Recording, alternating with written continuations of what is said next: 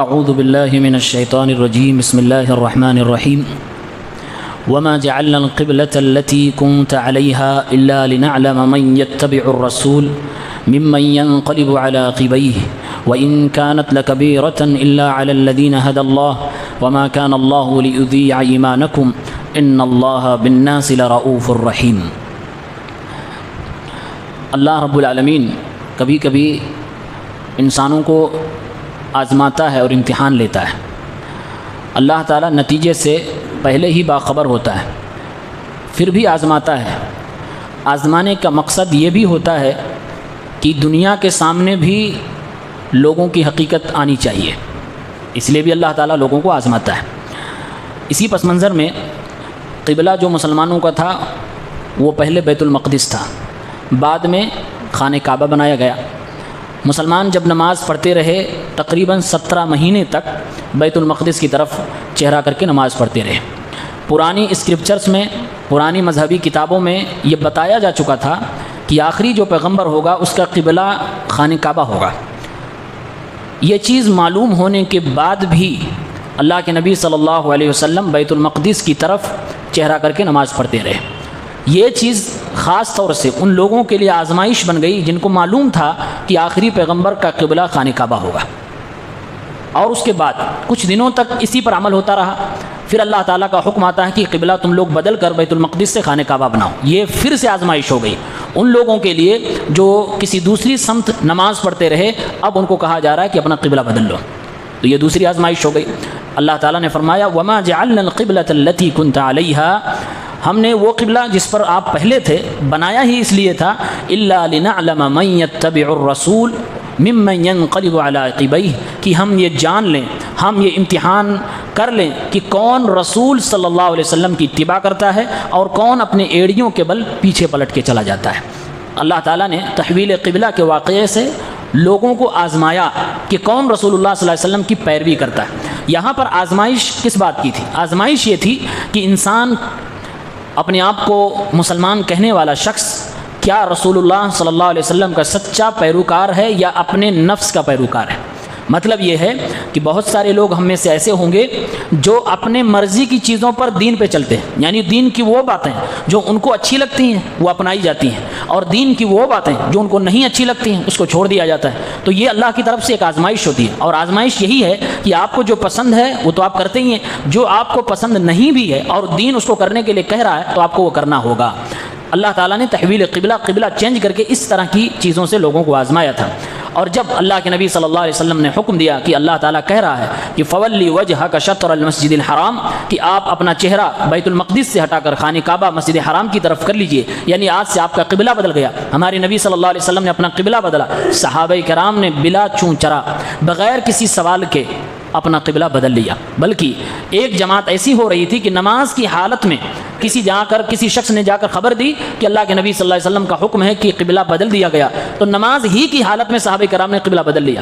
اتنا بھی گوارہ نہ کیا کہ نماز ختم ہو جائے اس کے بعد ہم قبلہ بدلیں گے، پہلے پوچھ لیں گے، تحقیق کر لیں گے کہ اس آدمی نے صحیح کہا ہے کہ غلط کہا ہے۔ اتنا بھی دیر نہ کری، صحابہ کرام نے قبلہ بدل لیا۔ گویا کہ اللہ تعالیٰ نے جس مقصد سے قبلہ کو بدلا تھا اس مقصد میں سے ایک بڑا مقصد تھا کہ لوگوں کو آزمانا کہ کون رسول اللہ صلی اللہ علیہ وسلم کی پیروی کرتا ہے اور کون سوال و جواب کر کے اس میں الجھ کر رسول اللہ صلی اللہ علیہ وسلم کی پیروی کرنے سے بھاگنا چاہتا ہے۔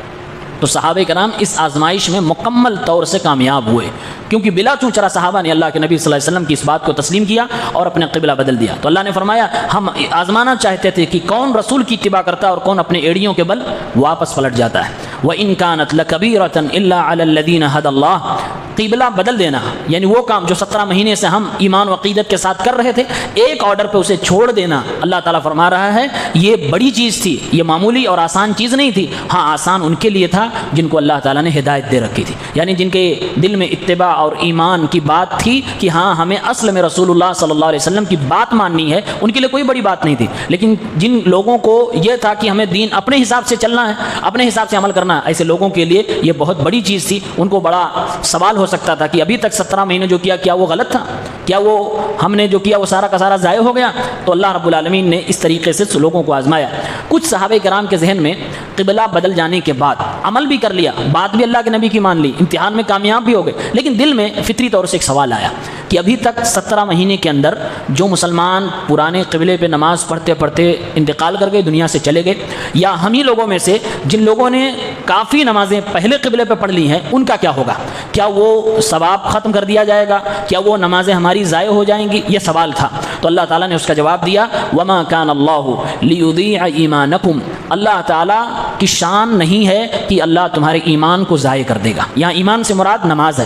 اللہ تعالیٰ نے نماز کو ایمان کہا ہے, اور جواب دیا کہ پرانے قبلے پر یعنی اللہ کا حکم آنے سے پہلے جو لوگ بیت المقدس کی طرف چہرہ کر کے نماز پڑھے ہیں, چاہے وہ ایک وقت کی نماز ہو یا کئی اوقات کی نماز ہو, ان کو مکمل ثواب دیا جائے گا. ان کے ثواب میں کسی طرح کی کوئی کمی نہیں کی جائے گی. ان اللہ بالناس لرؤوف الرحیم, یقیناً اللہ رب العالمین لوگوں کے ساتھ بڑا مہربان ہے, بہت زیادہ رحیم و کریم ہے. تو اللہ تعالیٰ نے تحویل قبلہ کو ایمان کی آزمائش کا اور اتباع محمد صلی اللہ علیہ وسلم کا ایک منصوبہ بنایا اور اس کے ذریعے سے آزمایا.